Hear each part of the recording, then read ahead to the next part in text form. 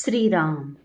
साधक हो, सध्या आपण सोमवार ते शनिवार श्री ब्रह्मचैतन्य गोंदवलेकर महाराज यांच्या परंपरेतील साखरखेर्डा येथील संत परमपूज्य श्री प्रल्हाद महाराज यांचे श्री देवीदास अमृत मोहोरीला लिखित संक्षिप्त चरित्राचा आस्वाद घेत आहोत.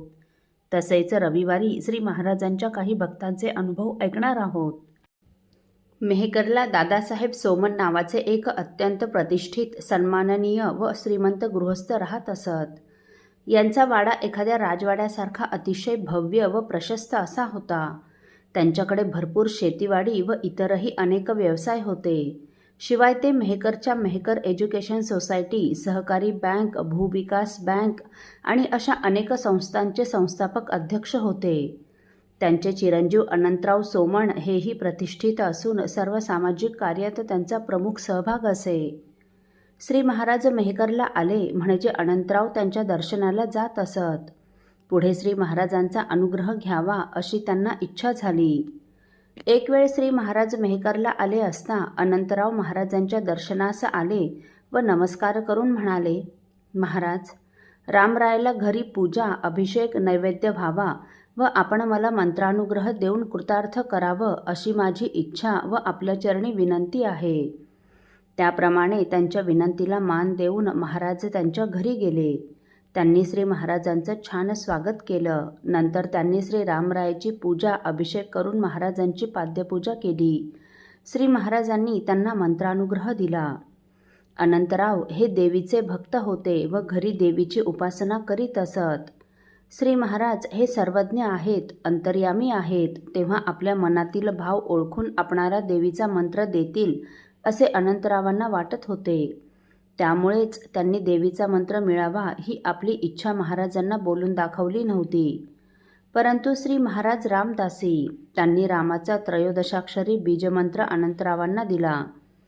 तेव्हा मंत्रोपदेश होऊन नैवेद्य आरती वगैरे झाल्यावर महाराजांना नमस्कार करून अनंतराव महाराजांना म्हणाले, महाराज, आपण देवीचा मंत्र मला द्याल असे मला वाटत होते, परंतु एवढे म्हणताच श्री महाराज त्यांना म्हणाले, अनंतराव, मी तुम्हाला आधी देवीचाच मंत्र दिला आहे. या त्रयोदशाक्षरी मंत्रातील आद्याक्षर श्री हे देवीचेच बीजाक्षर आहे.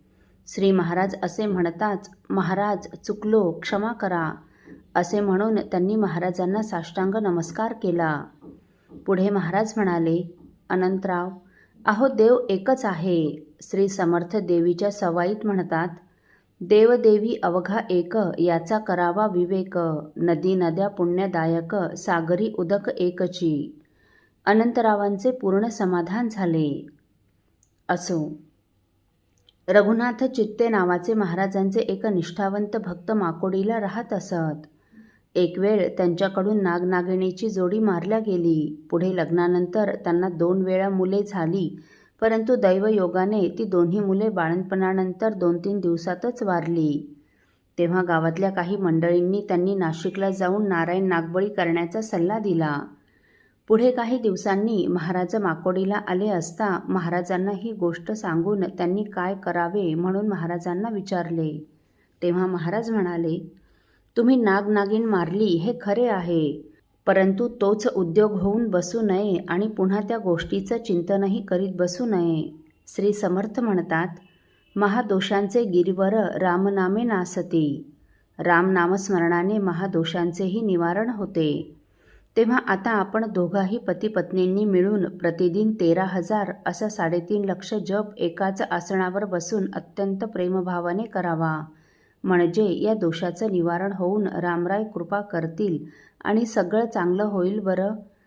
त्याप्रमाणे त्यांनी श्री महाराजांच्या चरणी दृढ निष्ठा ठेवून व एकाच आसनावर बसून महाराजांनी सांगितलेली ही जपसंख्या पूर्ण केली.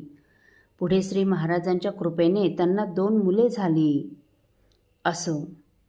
साधक हो, परमपूज्य श्री प्रल्हाद महाराजांनी एकाच वेळी दोघा भक्तांकडील आमंत्रणे स्वीकारून दोन्ही भक्तांकडे एकाच वेळी गेले असल्याची त्यांच्या दिव्यत्वाची प्रचिती आपण पुढील भागात ऐकणार आहोत.